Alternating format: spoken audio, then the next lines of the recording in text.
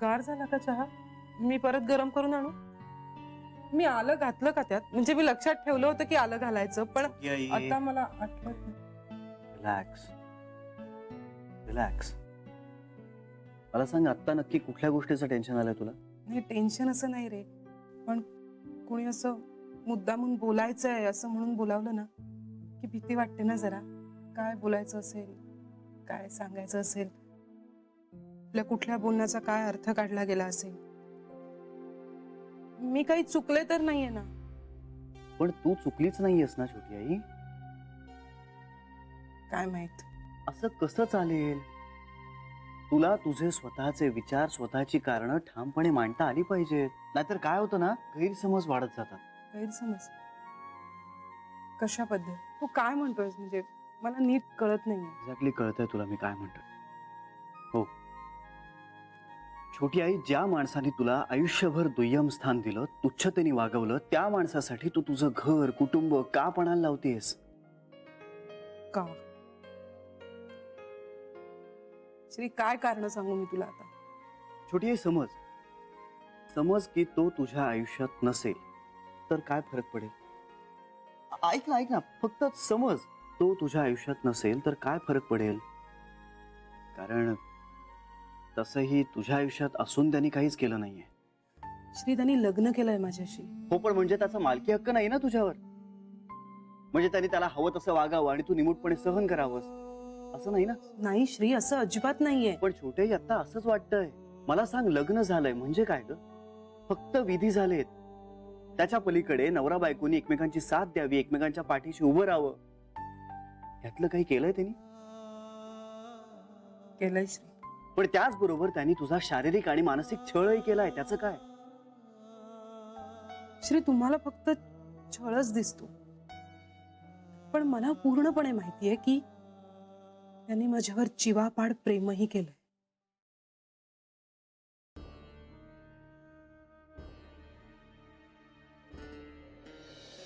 जीवापाड प्रेम म्हणजे नक्की काय केलं? जान्हवी, बायको आहे ती माझी. हे असं फोड करून कसं सांगता येईल?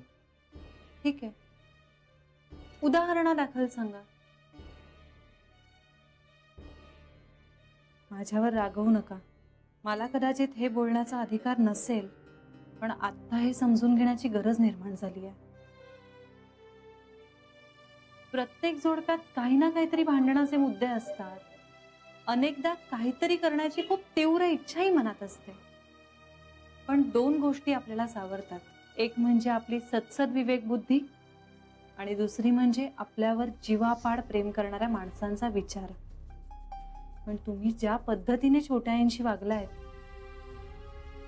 त्यावरून कोण म्हणेल की तुम्ही त्यांच्यावर जीवापाड प्रेम केलं?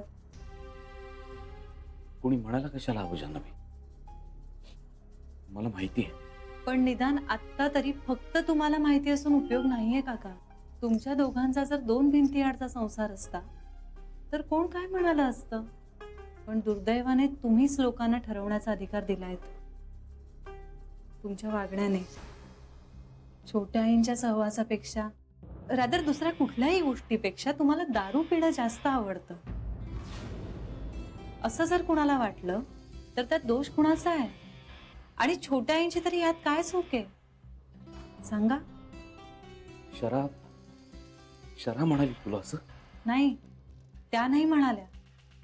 त्या नाही म्हणाल्या कारण त्यांनी तुमच्यावर जीवापाड प्रेम केलंय. पण त्यांच्या आयुष्याची झालेली परवड दिसतेय ना मला. फरफट झाली आहे त्यांची तुमच्या ह्या व्यसनामुळे. त्यांना आई अजिन नाही, खूप दुःख देऊन बाहेर पडलात तुम्ही.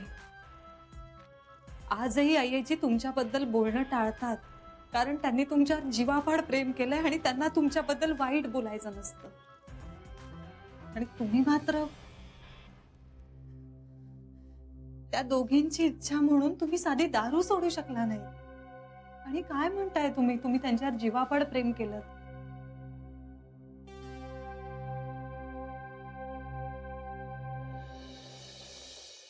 छोटी आई, तुझा गैरसमज आहे हा फक्त. डोळे मिटून घेतलेस तू. नाही श्री, हा एवढाच समज खरा आहे माझा.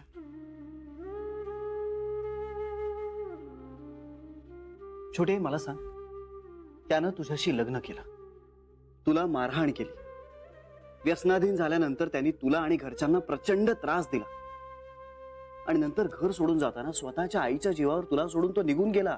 छोटे मला सांग, या सगळ्यात प्रेम कुठे आहे? बापरे श्री, श्री या सगळ्या खूप मोठ्या मोठ्या गोष्टी आहेत.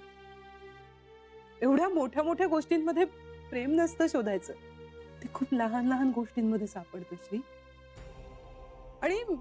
आणि हा एक प्रसंग जेव्हा त्यांनी माझ्यावर प्रेम केलं, हा अमुक तो दुसरा प्रसंग जेव्हा त्यांनी माझ्यावर प्रेम केलं, असं हाताच्या बोटावर मोजून आकडे नाही सांगू शकत मी तुला. आणि समज मी तसे तुला सांगितले तरी ते तुला पटणार नाही.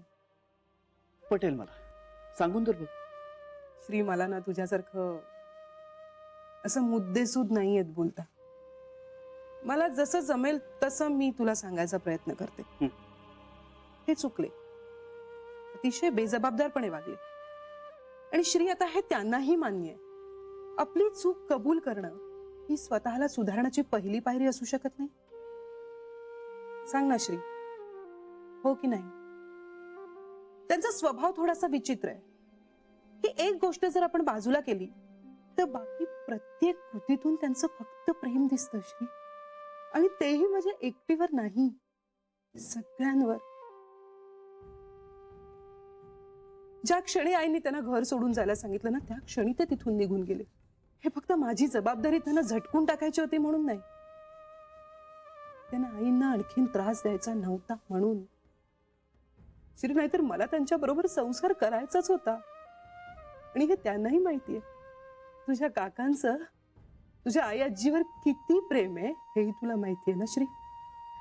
आणि हे जेव्हा एखाद्यावर प्रेम करतात ना, तेव्हा मग ते जीवापाड प्रेम करतात श्री. आणि माझ्यावरही यांनी असंच प्रेम केलंय. तरीही व्यसन काही सोडलं नाही, प्रेम केलं तेही स्वतःच्या सोयीनुसार. असं नाहीये श्री. घरातून बाहेर पडल्यानंतर 3 वर्ष यांनी दारू सोडली होती. 3 वर्ष श्री. पण यांची अवस्था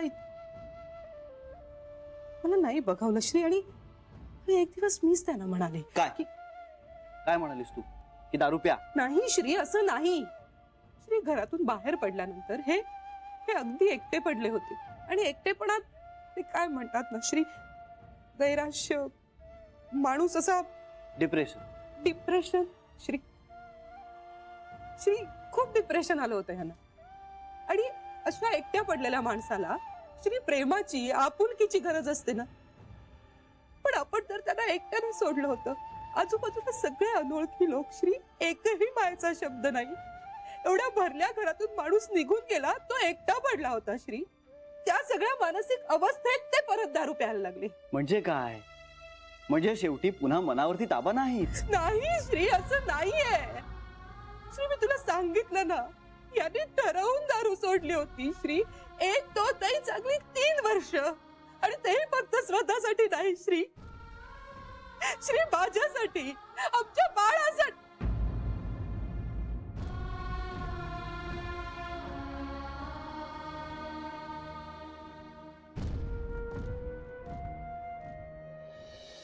जान्हवी, काही गोष्टी आपल्याकडे असतात किंवा पूर्णपणे नसतात.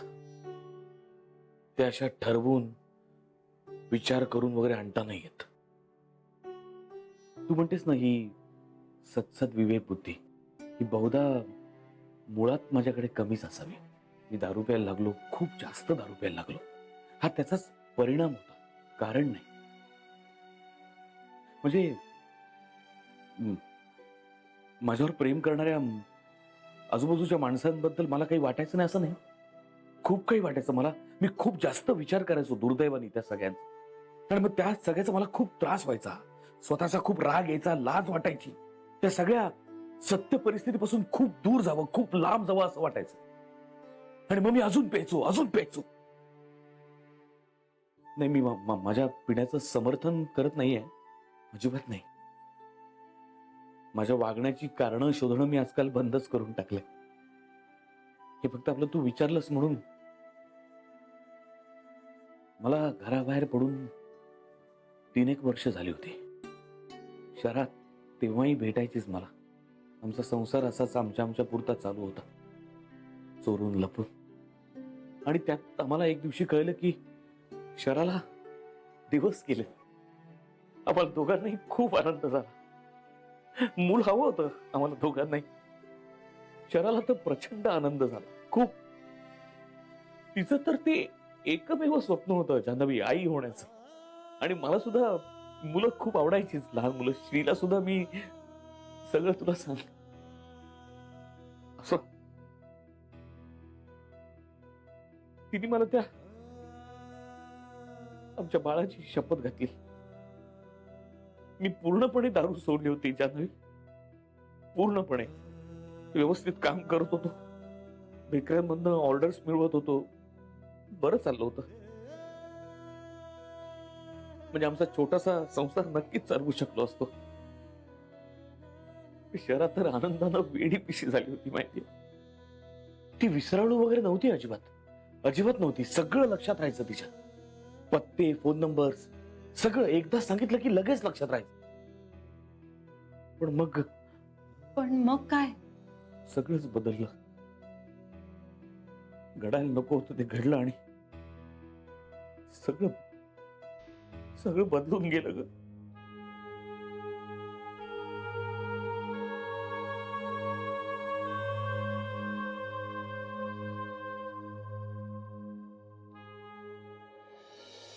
श्री, आणि मी माझं गुपित फक्त तुला सांगितलं होतं, फक्त तुला. तेव्हा तू खूप लहान होता श्री. तुला कळलं की नाही मला नाही माहित. बहुधा नसेल कळलं, पण माझ्या चेहऱ्यावरचा आनंद बघून तू खूप खुश झाला होता. तुझ्या कानात एक गंमत सांगितल्यावर ना एवढ्याच्या हाताने मिठी मारली होतीस मला. तुझं गुपित? श्री, मी तुझ्या कानात सांगितलं होतं की मी तुला एक छोटं भावंड आणणार आहे. मी तुला हेही सांगितलं होतं श्री की हे कुणाला सांगायचं नाही. हे फक्त तुझं आणि माझं गुपित आहे. मी तुला सांगितलं तेव्हा तू काय म्हणालास माहितीये? हे छोटी आई, पण भाऊ नको, बहीण आण. कारण भाऊ खूप मस्तीखोर असतो. मी जेव्हा ह्याला हे सांगितलं तेव्हा हे खूप रडले श्री, खूप रडले. कारण ह्याला सुद्धा मुलगीच हवी होती. श्री, हे जेव्हा सगळं कळलं ना त्यांना, तेव्हा आपला सगळा मान अपमान सगळं बाजूला ठेवून ते आईचे पाय धरायला तयार झाले होते श्री. कारण त्यांना आपल्या मुलावर फक्त आईचे संस्कार हवे होते, फक्त आईचे. याने मला सांगितलं की शरा तशीच वेळ आली ना तर तू आणि आपलं बाळ घरी राहा. मी राहीन शरा, एकटा मी राहीन. श्री, त्या सगळ्या काळात तरी खरंच दारू सोडली होती. खूप जबाबदार माणसासारखे वागायला लागले होते ते. पण मग पुढे छोटे, पुढे बाळाचं काय? छोटे सांग ना. छोटी हे सांग ना, बाळाचं काय झालं?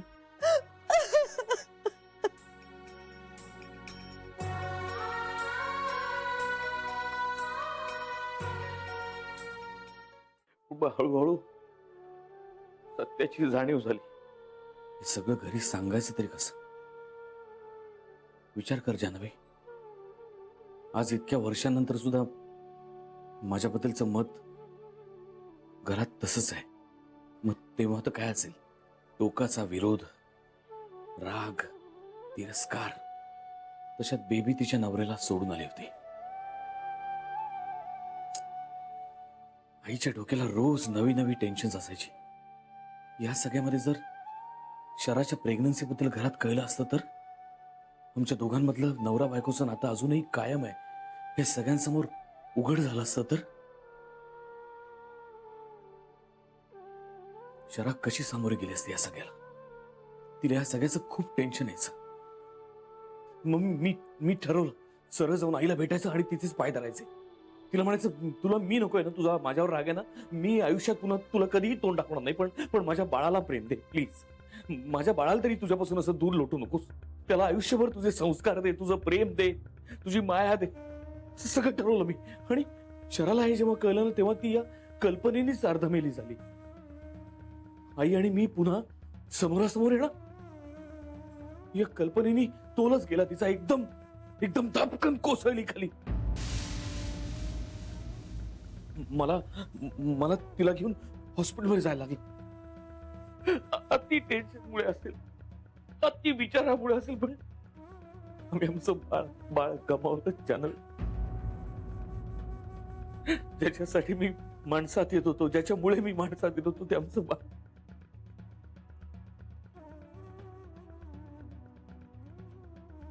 शराचं मिस्टर. मी पूर्णपणे खचून गेलो होतो जान्हवी. मी पूर्ण संपलो होतो, संपून गेलो होतो.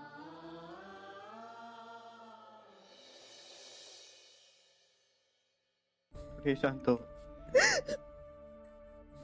श्रीवी त्या दिवशी दवाखान्यातून परत आले, पण डोळ्यातलं पाणी थांबत नव्हतं माझं. काही सुचत नव्हतं श्री. वेळ लागलो होतो मला. मी काही ऐकून घ्यायच्या मनस्थितीतच नव्हतं श्री. पण याने खूप सावरलं मला. याने खूप जपलंय रे मला श्री.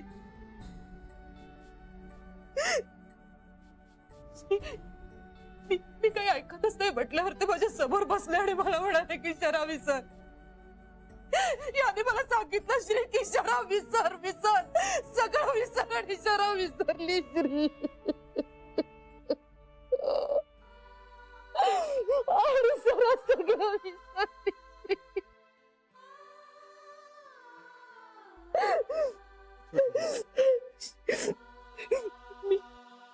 मी फक्त ह्याच्याकडे बघितलं तर हे स्वतःला सावरण्याचा इतका प्रयत्न करत होते. मी विचार केला की हे स्वतःला सावरतात, मग मी स्वतःला सावरायला नको का श्री? या सगळ्या गोष्टीतून आम्ही कधी पूर्णपणे बाहेर पडू असं नाही वाटत मला श्री. पण एकमेकांना सावरण्याचा प्रयत्न नक्कीच केला ना, अजून करतोय.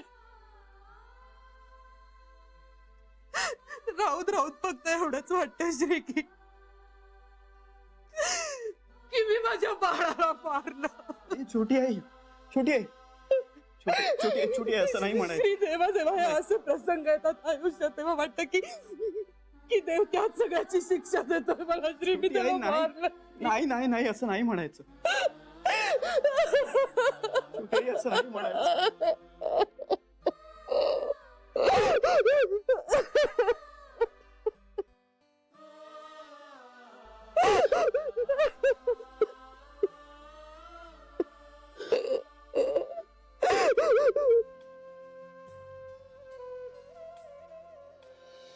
कशासाठी जगतोय, आपल्या आयुष्याचं ध्येय काय, काहीही कळेना असं झालं होतं मला. एकच भावना पक्की होती मनात की आपण माणूस म्हणून पूर्णपणे नालायक आहोत. मुलगा म्हणून, काका म्हणून, नवरा म्हणून, आणि आता अगदी बाप म्हणून सुद्धा. माझ्या बाळाला कळलं असणार बहुतेक आधीच. आपला बाप काही फार बरा माणूस नाहीये. जन्माला येण्याआधीच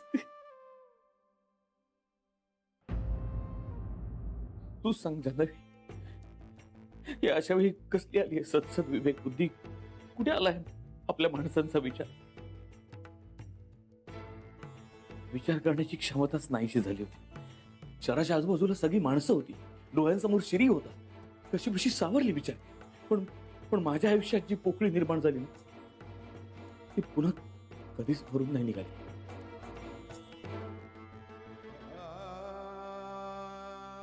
तास दिवसेंदिवस असाच बसलेलो असायचो हड्याकडे बघत. काय करायचंय, कुठे जायचंय, कुठनं सुरुवात करायची, काही काही कळतच नव्हतं. काही एक दिवशी शरा आली आणि म्हणाली, हो तुमचं काय चाललंय?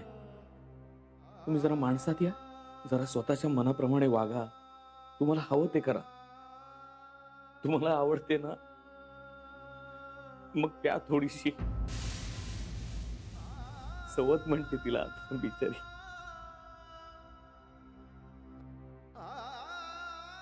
महत्वाचं काय असतं असं विचारलंस ना तू मगाशी?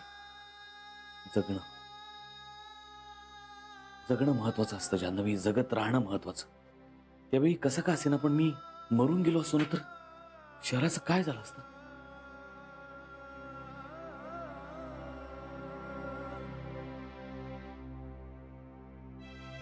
मी श्रीने दिलेली ऑफर स्वीकारणार शहरासाठी. मी नोकरी करणार, कमावणार शहरासाठी. मी बरा आहे, मी सावरलोय, सुधारतोय. या भावनेने खूप समाधान वाटेल तिला. हा, तिच्यापासून मी दूर जाईन पण तुम्ही सगळे आहात ना तिच्या बरोबर. मला तिची काही काळजी नाहीये. आणि मी या शहरातून बाहेर कुठेतरी दूर निघून गेलो तर त्या बिचारीची परवड थांबेल एकदाची.